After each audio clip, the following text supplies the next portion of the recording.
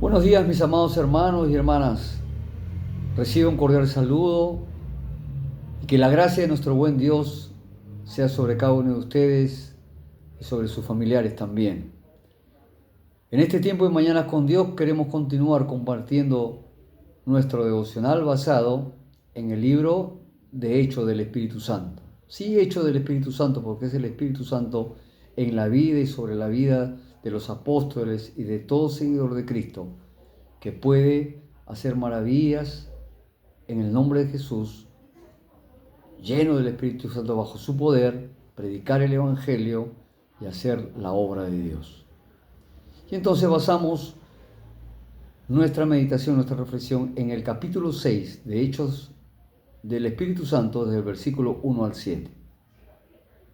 Allí vamos a ir desarrollando y a través de preguntas estos versículos que hemos mencionado.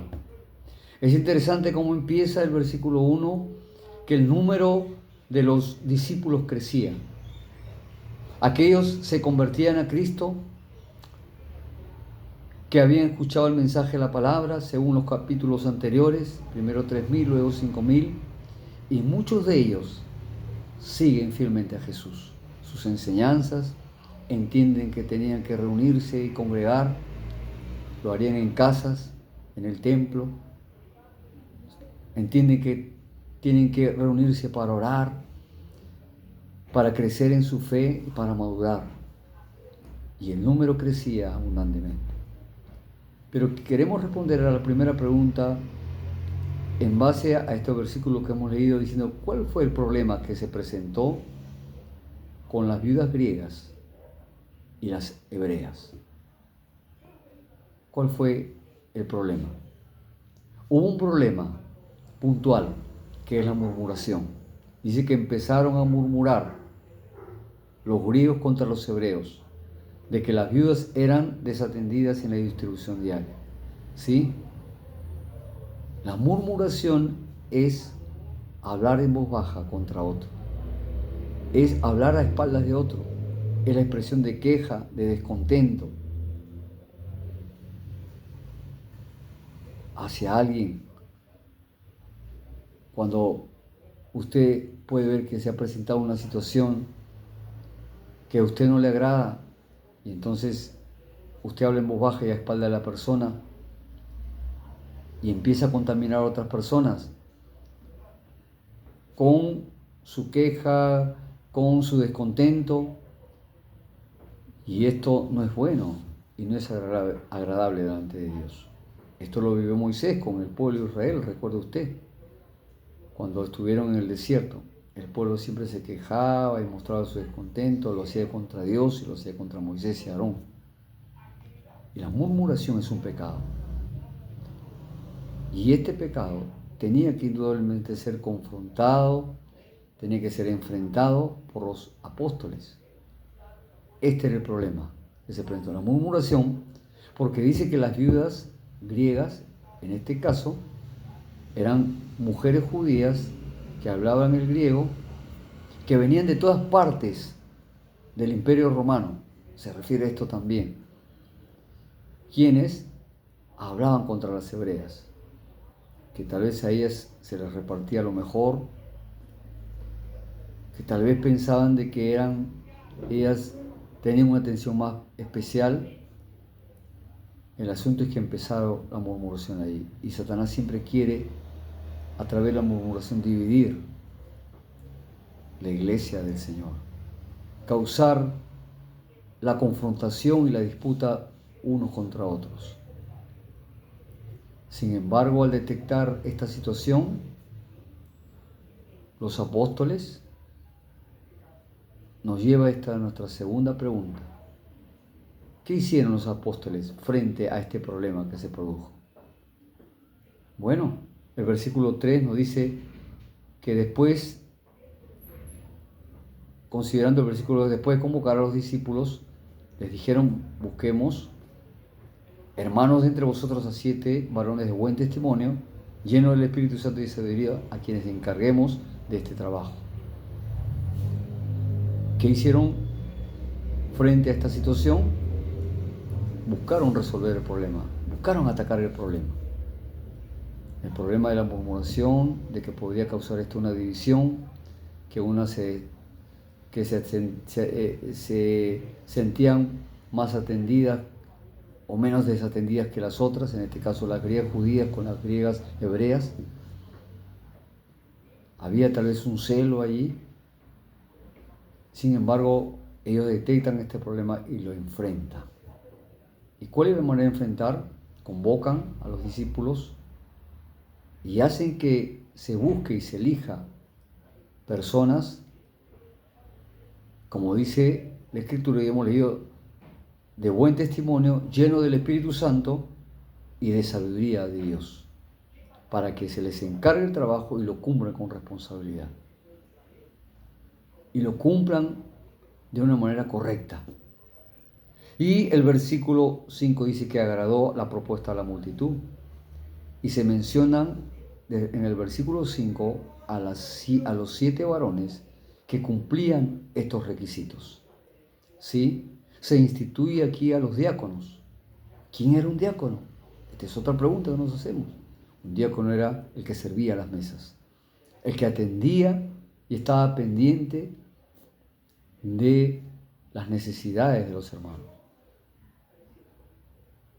Era el que servía al hermano y a la hermana, de tal manera que se sienta cómodo, se sienta bien atendido. Y de esta manera pudiera resolverse este problema que se estaba presentando. Estos hombres cumplieron estos requisitos establecidos por los apóstoles. Qué bueno es considerar que una persona tiene que ser llena del Espíritu Santo, vivir bajo el control y el dominio del Espíritu Santo,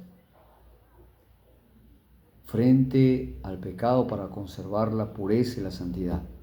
Porque el que vive lleno del Espíritu Santo, bajo el control del Espíritu Santo, difícilmente, ¿verdad?, cederá a la tentación, cederá al pecado y guardará su vida en pureza y en santidad. Dice también de buen testimonio, es decir, que sea una persona irreprensible, intachable, que nadie lo acuse y no le señale de nada que pueda ser de tropiezo a sus vecinos, a su comunidad donde él se está moviendo y desenvolviendo. Una persona de buen testimonio es una persona que va a dar que hablar frente a los demás en un buen sentido, diciendo que este es un buen cristiano, un buen seguidor de Cristo, en él puedo ver la vida de Cristo. Pero no solamente eso, sino habla de la sabiduría. Y la sabiduría es la aplicación del conocimiento de Dios a mi vida diaria y práctica, para tomar buenas decisiones y correctas, para conducirme conforme a la voluntad de Dios también, para que mis pasos que dé en la vida cristiana sean agradables a Dios. Y toda situación que se presente la resuelva yo con la ayuda de Dios, con la sabiduría de Dios, como debe ser correctamente. Entonces, estos requisitos eran indispensables para la administración y la organización de una iglesia que iba creciendo, de una iglesia que se multiplicaba y que los apóstoles detectaron el problema y lo enfrentaron, y se convocó a los discípulos y se eligió a los 7 varones que estoy seguro que serían las cabezas o los líderes que estarían formando grupos para atender mejor a esa gran multitud de personas con necesidad, y en especialmente a las viudas, porque había una atención especial, tenía que haber una atención especial para con las viudas y para con los huérfanos también, porque eso enseña la Biblia, en el Antiguo Testamento y en el Nuevo Testamento nos enseña. Entonces ellos entendían que debía ser así. Por lo tanto, mis queridos hermanos y hermanas, estos requisitos eran indispensables para instituir a los diáconos, y ellos cumplían estos requisitos, estos 7 varones. Y por lo tanto, entonces, ¿qué hicieron con ellos? Otra pregunta. ¿Qué hicieron luego que los presentaran ante la congregación? Oraron por ellos, para que el Señor les dé la capacidad de administrar, de distribuir correctamente, de manera imparcial, los bienes, el alimento para cada uno de los necesitados, sin hacer diferencia ni excepción de personas, a todos por igual. Pero no solamente oraron, sino dice, les impusieron las manos, y al imponer las manos habla del reconocimiento, en este caso de la iglesia, de la congregación, por estos 7 varones por quienes habían orado, que ellos respaldaban su ministerio, que ellos reconocían que eran las personas idóneas para ejercer este cargo con responsabilidad y hacer esta labor. Esto es lo lindo, queridos hermanos y hermanas, que este ministerio diaconado de servir a las mesas, de atender a las personas, de acercarse a ellas, saludarlas, darles la bienvenida y brindarles su amor, su aprecio, su consideración, este era un privilegio, un alto honor. Y tendrían que haber requisitos, porque a veces uno dice, puede tomar en poco, no, servir a la mesa, atender a los hermanos en la cena del Señor, pasar la bandeja, pasar las copitas. Es algo tan sencillo que cualquiera lo puede decir. No, mi hermano, hermana, no nos equivoquemos. Los requisitos espirituales son indispensables y hay que cumplirlos. Para todo servicio, lleno del Espíritu Santo, sabios, llenos de fe, que eso hace de que nosotros estemos preparados y capacitados espiritualmente para hacer la labor que Dios nos ha encomendado. Y el versículo termina de esta manera, el versículo 7, crecía la palabra del Señor y el número de los discípulos se multiplicaba grandemente en Jerusalén, y también muchos de los sacerdotes obedecían a la fe. Sí, la palabra del Señor crecía, es decir, se expandía el mensaje del Evangelio, se predicaba por los discípulos, por todos los lugares donde Jesús había señalado. Jerusalén, más adelante vamos a ver que se predicaba en Judea, en Samaria, y por todo el mundo de aquel entonces se anunciaba Cristo. La palabra del Señor crecía, el número de discípulos también se multiplicaba, era mayor, porque habían hombres y mujeres que seguían a Cristo con todo el corazón. Lo habían reconocido como el Salvador, como el Mesías, y le seguían con fidelidad. Y muchos de los sacerdotes también obedecían a la fe. De estos religiosos se convertían al ver una iglesia que vivía en unidad, en armonía, en paz, que frente al problema que se había presentado sabían resolverlo, sabían enfrentarlo. Y gloria a Dios por ello, hermano, hermana, porque la iglesia del Señor tiene que trabajar en unidad, en armonía. Cuidado con murmurar y con contaminar a otros, porque esto no es agradable ante Dios. Esto es lo que quiere el diablo, dividir a la iglesia. Unámonos en un mismo sentir, en un mismo pensamiento, y seamos esos hombres y mujeres llenos del Espíritu Santo, de fe, que confíen en Dios, que crean a su palabra, que dependan de Él, que descansen en el Señor, y seamos esos hombres y mujeres que viven bajo el control del Espíritu de Dios, llenos de su presencia y sabios para tomar las correctas decisiones en la vida cristiana, en nuestro diario vivir, para saber por dónde vamos a ir en nuestro caminar diario. Necesitamos aplicar el conocimiento de Dios a nuestro día a día. Eso es la sabiduría de Dios. Que Dios nos ayude, mis hermanos y hermanas, a poder ver cómo en su gracia Dios pudo concederles a los apóstoles la gracia y la sabiduría de atender este problema, para que ellos no se descuiden de lo importante y de lo central, que era la predicación de la palabra y la oración.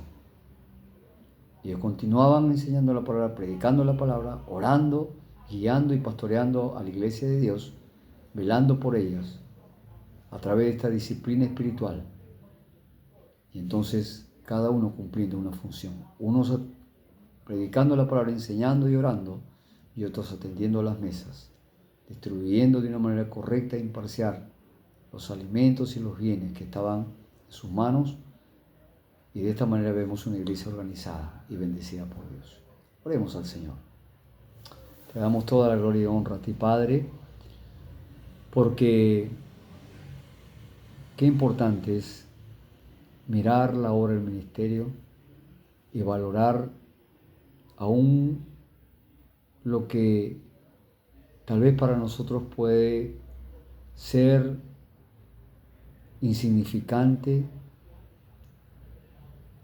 o Padre, algún ministerio, un servicio que hacemos, pero todo tiene un valor importante delante de tus ojos. Y entonces debemos estar preparados y capacitados espiritualmente. Debemos tener un buen testimonio, lleno del Espíritu Santo y ser hombres, mujeres de fe. Señor, concédenos servirte con amor y por amor a ti.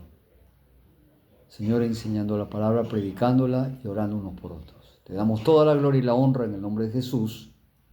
Amén. Que el Señor continúe bendiciéndoles, mis amados hermanos.